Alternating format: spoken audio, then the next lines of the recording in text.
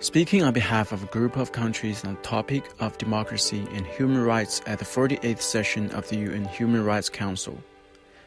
a Chinese envoy on Monday stressed that there is no set model of democracy. 和平、发展、公平、正义、民主、自由是全人类的共同价值。民主没有固定的模式，什么是真正的民主，不应由少数几个国家说了算。关键是要看是否符合本国国情，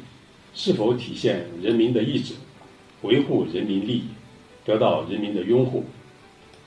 能否带来政治稳定、社会进步、人民福祉。令人关切的是，一些国家在民主问题上大搞双重标准，甚至多重标准，试图把民主问题工具化，把自身的价值观和政治模式强加于人，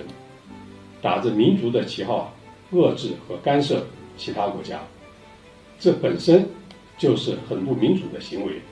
只会带来混乱和动荡，损害各国人民的根本利益。